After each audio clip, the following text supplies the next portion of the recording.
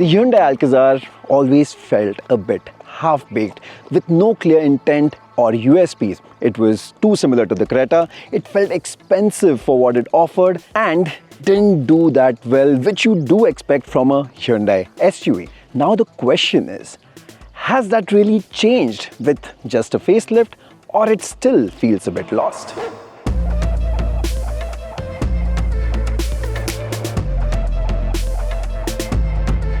The one thing that Hyundai has definitely got right with the Alcazar is the way it looks, because it looks very different to the Creta.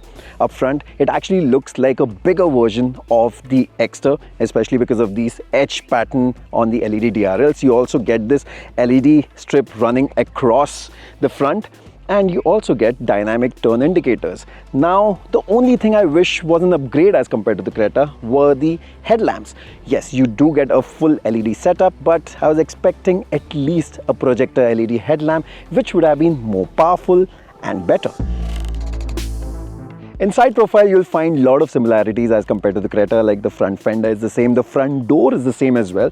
Obviously, the rear door is longer, considering it's a 7-seater, so getting in and out will be easy. It's a longer door. And yes, the length is more as compared to the Creta as well, so it does feel like a size up.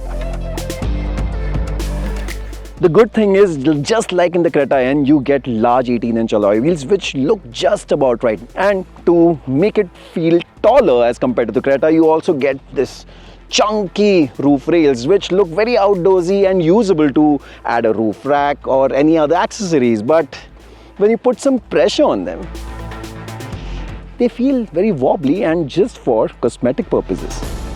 From the rear, the Alcazar looks more premium and elegant as compared to the Creta, thanks to the use of silver panels on the boot lid and on the bumper. It also looks wider than it actually is, thanks to the tail lamp design, the connected LED tail lamps and the squared off sides. But what also adds a hint of sportiness to an otherwise elegant design are the twin exhaust tailpipes.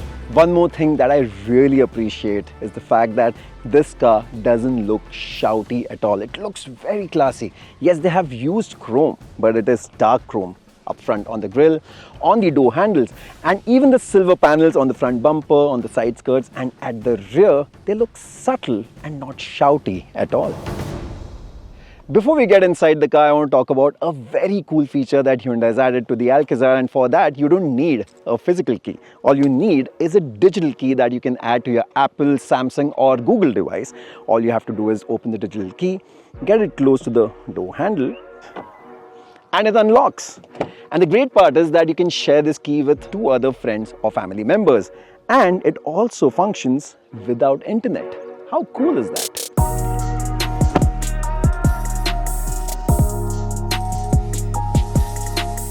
Once you sit inside the front seat of the Alcazar, you realize not much has changed. What has changed is the color combination, where they have used tan color on the dashboard and on the seat upholstery as well. What they have also done is they have used contrasting navy blue color for the upholstery on the seats, which might not be to everyone's liking. Apart from that, the dash design remains the same. You get the same 2 10.25-inch screens for the infotainment and for the driver's display.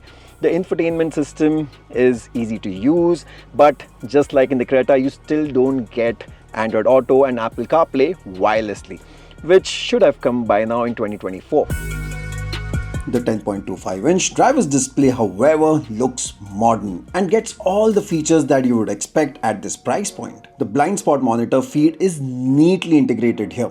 What would have made the screen even better is the addition of Apple Maps or Google Maps feed here, just like how you get in rival cars now. Apart from that, the Alcazar also gets premium features like a wireless phone charger, 360-degree camera, ventilated seats, a 8-speaker Bose sound system, and a large panoramic sunroof. Even when it comes to safety, it gets everything right, from standard 6 airbags, ESP to level 2 ADAS system, which is well tuned for our driving conditions. Now, talking about some of the changes that they have done on the Alcazar is the fact that the AC controls over here are touch sensitive as compared to the physical buttons that you get in the Creta. And in my opinion, it is actually not that great, because you have to take your eyes off the road to operate the controls. Yes, they also have added a few features in the Alcazar. For example, for the driver's seat, you get 8-way power driver's seat. Apart from that, you get memory function as well. And even the front passenger seat is now powered. Just like in the Creta, the Alcazar's front seat is super practical. You get 2 cup holders, under center armrest storage. You also get a place to keep your phone, where you also get a wireless phone charger. The door pockets are of decent size, and the glove box is decently sized as well. So overall, the front seat experience of the Alcazar is pretty good, but considering that this car costs more than the Creta, I was expecting a bit of upgrade when it comes to maybe the quality or the choice of materials, which remains exactly the same as the Creta. The main reason why you would buy the Alcazar over the Creta is because of the middle row experience. Now, in terms of space, it is alright. You have enough knee room, you get scooped out front seats, because of which there is extra knee room as compared to the Creta, and you also get good foot room as well. But the trump card are these captain seats. They are very supportive. You also get these scooped out headrests, because of which you can just sit back, relax, and even if you take a nap, they'll support you really well. You also get reclinable backrest, and there's substantial amount of adjustment as well. Now, if I talk about features, you get rear seat ventilation, which adds to the overall comfort. You also get this huge sun blind. Then you have a wireless phone charger, which is neatly placed over here. You also get 2 Type-C USB chargers. And when it comes to rear seat practicality, Hyundai has got you covered there as well. You get this folding tray where you can just keep your phone or your tablet, and you can watch some nice content over here. You also get a folding cup holder, which is very conveniently placed. And in the Alcazar, you get a boss mode as well. With the help of these 2 buttons, you can just push the passenger seat forward and stretch and relax, and you have great under thigh support, great seat. But if you want even more, the seat base is adjustable, which makes your life even more comfortable. So overall, if you always wanted to buy a Creta but wanted a better rear seat experience to be chauffeur driven, then the Alcazar is the car to get. In terms of boot space, with all 3 rows up, you get 180 liters of space, which is quite decent. Obviously, if you fold the 3rd row, you get a massive 580 liters of space, which is way up as compared to the 433 that you get on the Creta. So yes, if you want a more premium looking SUV with more features, with better rear seat experience, and which proves to be a better family car, the Alcazar does make a lot of sense as compared to the Creta. But wait, the video is not over, because let's talk about this car's main rivals in this price segment, and then things start to look a bit different. So the Alcazar top-end variant petrol auto is priced at around 21.5 lakh rupees. And for 2.5 lakh less, you can get a Carens, which is a proper 7-seater and not a 4+2 or a 5+2 like the Alcazar. Because clearly, as you can see, I hardly fit over here, and this is the only way I can fit in the Alcazar, which is not the case with the Carens, because I can sit very comfortably in that car even over long journeys.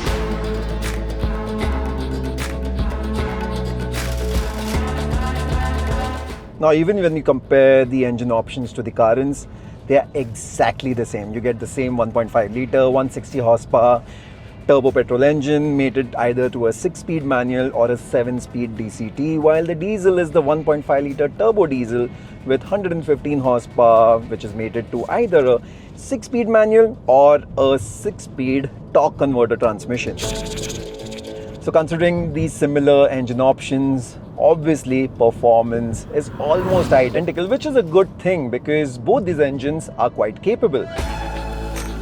Especially the turbo petrol is refined, it has good performance, it has good punch, which makes overtaking really easy, and it is very refined as well. And be it driving in stop-go traffic or driving it out on the highway, the 1.5 litre turbo petrol with the manual or the auto will feel very comfortable even with full load.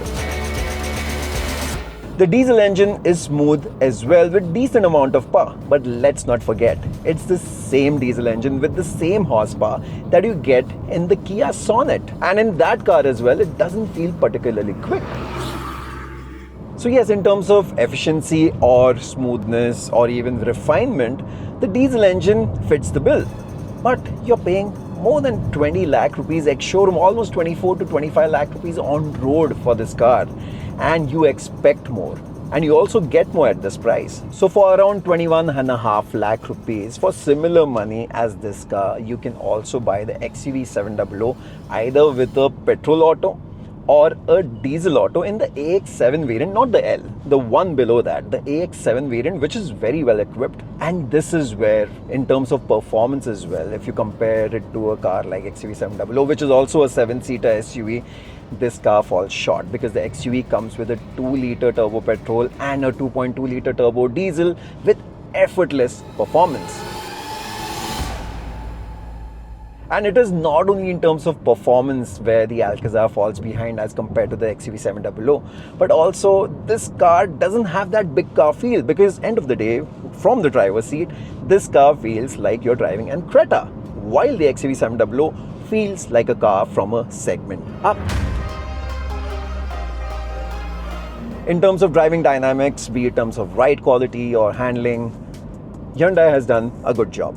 So it drives very similarly to the Creta. The ride is comfortable despite the larger 18-inch wheels. Yes, you do feel some firmness from the suspension, especially if you go over sharp surfaces, where in case of the Creta, it feels more forgiving, while in this car, you do feel some of the vibrations or the bump inside the cabin. But it's not really a red flag or a deal breaker as such to not buy this car. I think the ride quality is absolutely fine. Handling wise, the roads in Udaipur where we are driving are mostly straight, so we couldn't push it too much. But in terms of stability at high speeds, the Alcazar feels predictable and well connected to the road with no surprises.